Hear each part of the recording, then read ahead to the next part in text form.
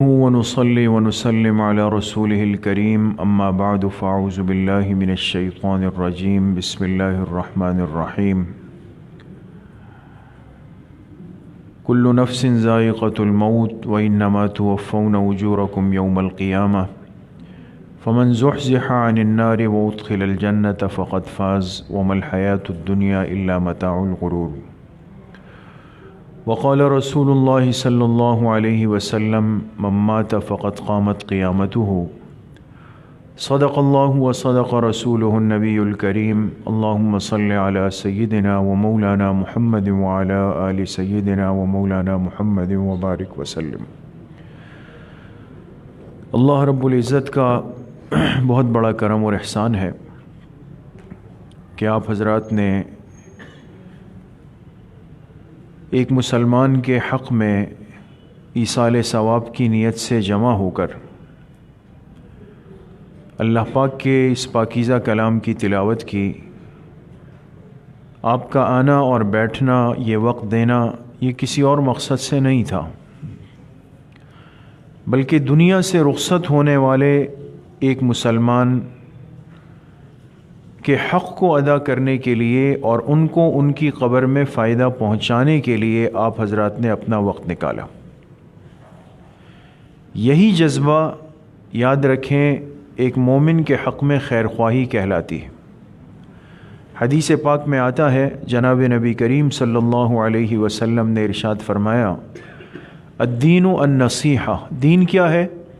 فرمایا دین خیر خواہی کا نام ہے، للہ ولرسولہ ولأئمۃ المسلمین وللمؤمنین۔ ہر ایک کے حق میں مسلمان خیر خواہ ہے، ہر کلمہ گو مسلمان کے حق میں ہمارے لیے خیر خواہی کا جذبہ ہو۔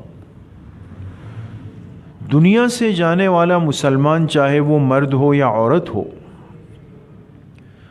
اس کے جانے کے بعد اس کے اعمال کا دفتر، اس کے اعمال کا کھاتا بند ہو جاتا ہے۔ اب وہ قبر میں کوئی عمل نہیں کر سکتا۔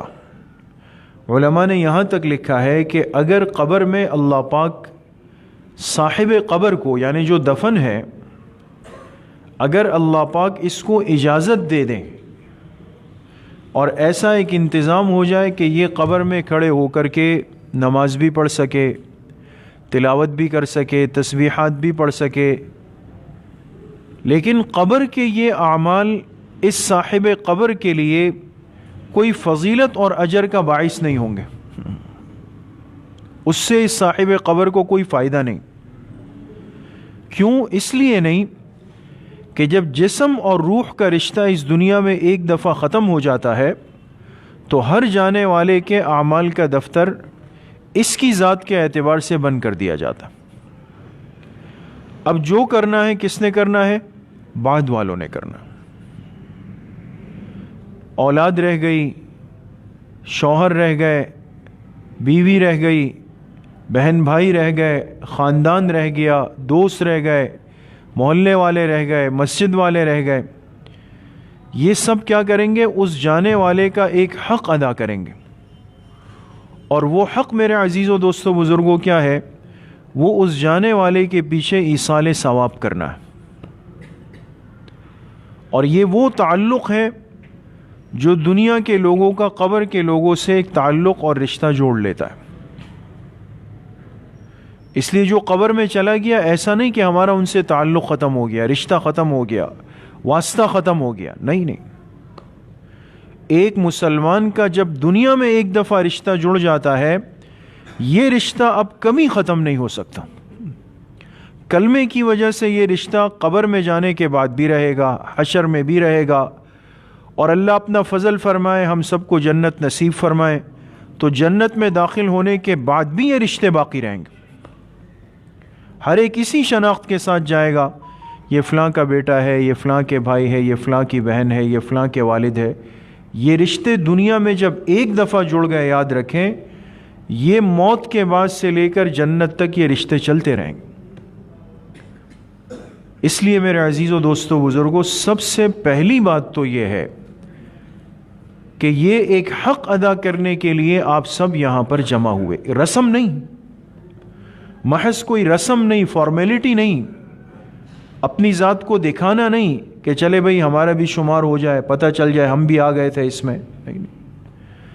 جو عمل اخلاص کے بغیر ہوگا قیامت کے دن میلے کچیلے کپڑے میں لپیٹ کر منہ پہ مار دیا جائے گا۔ تو یہ آنا، یہ بیٹھنا، یہ وقت دینا، یہ فقط ایک رسمی عمل نہیں، ایک حق کی ادائیگی، اور حق کس کا؟ دنیا سے جانے والے کا۔ اس لیے کہ آج وہ ہم سے پہلے چلے گئے، کل ہم نے جانا ہے، رکنا تو کسی نے نہیں ہے۔ یہ تو سب کرائے کے مکان میں ہم رہنے والے لوگ ہیں، یہ تو سب کرائے کی زندگی ہے۔ جیسے ایک کرایہ دار گھر میں ہو یا دکان میں ہو یا مکان میں ہو تو اسے دل میں ایک کھٹکا لگا رہتا ہے کہ 11 مہینے ایگریمنٹ پورا ہونے کے بعد کچھ بھی ہو سکتا ہے۔ بعینی ہی یہی معاملہ ہے۔ اس لیے حدیث پاک میں حضور علیہ الصلاۃ والسلام نے دنیا کی زندگی کو تشبیہ دی، کس سے؟ مسافر سے تشبیہ دی۔ فرمایا دنیا کی زندگی یہ کیا ہے؟ یہ تو مسافر کی طرح ہے، اور وہ بھی او عابر سبیل، وہ مسافر جو راہ پہ چل رہا ہے۔ راہ چلتا مسافر کبھی سفر میں اپنا مکمل ٹھکانہ نہیں بناتا، وقتی طور پہ آرام کیا، ضرورت کا کھانا کھایا، فارغ ہوا، پھر آگے چلے گا۔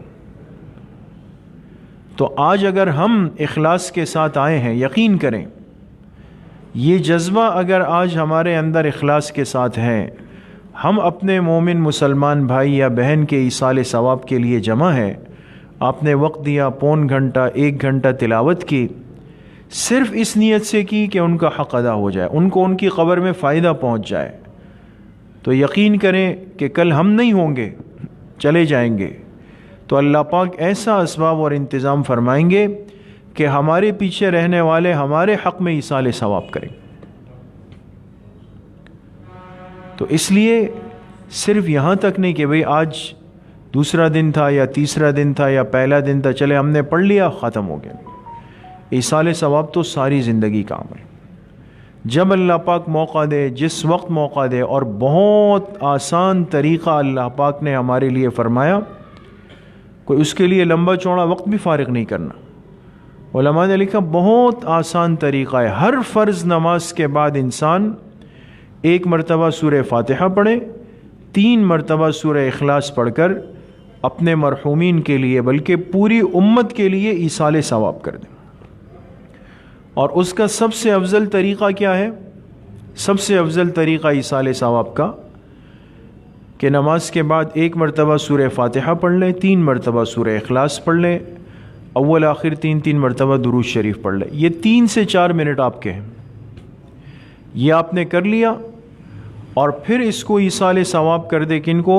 جناب نبی کریم صلی اللہ علیہ وسلم کی ذات اقدس کو۔ آپ مدینہ منورہ میں اپنی قبر میں آرام فرما ہے، تو اس کائنات کی سب سے محبوب اور بڑی ہستی کے حق میں ایصال ثواب کر دیں، اور پھر آپ علیہ الصلاۃ والسلام کے وسیلے سے پوری امت مسلمہ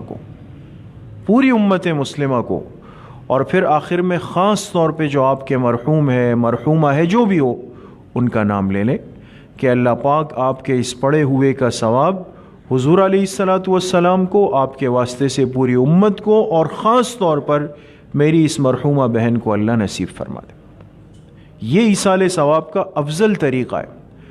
اور علماء نے لکھا ہے اس میں کہ کرنے والا یہ نہ سمجھے کہ یہ تقسیم ہو جائے گا، 1 فاتحہ اور 3 اخلاص یہ تقسیم ہو جائیں گے، نہیں۔ فرمایا اللہ پاک کی قدردان ذات ہے، لہٰذا چونکہ یہ پڑھنا ان مرحومین کو فائدہ پہنچانے کے لیے، اور انسان جس کے حق میں خیر خواہی کرتا ہے اخلاص کے ساتھ، اللہ اس کے جذبے کو ضائع نہیں کرتے، تو اللہ پاک کے چونکہ فضل کے، رحمت کے خزانوں میں کوئی کمی نہیں، لہٰذا علماء نے لکھا ہے کہ جب یہ بندہ 1 مرتبہ فاتحہ 3 مرتبہ سورہ اخلاص پڑھتا ہے، ہر مومن بندے کو اللہ پاک ان 4 صورتوں کا مکمل اجر نصیب فرماتے ہیں۔ کتنی آسانی ہے، کتنا آسان عمل ہے، ہم اس کو اختیار کرنے والے بن جائیں، اور ہر فرض نماز کے بعد میرے عزیزوں، دوستوں، بزرگوں، اس کی عادت ڈالیں۔ اس کی عادت ڈالیں. اور جب انسان اس عمل کا عادی ہو جاتا ہے، پابندی کے ساتھ مرحومین کے لیے، اپنے والدین کے لیے، بڑوں کے لیے، اساتذہ کے لیے، بزرگوں کے لیے، محسنین کے لیے، ان کے لیے جب ایصال ثواب کرتا ہے تو اللہ پاک اس کی اس خیر خواہی کے جذبے کی بڑی قدردانی فرماتے ہیں.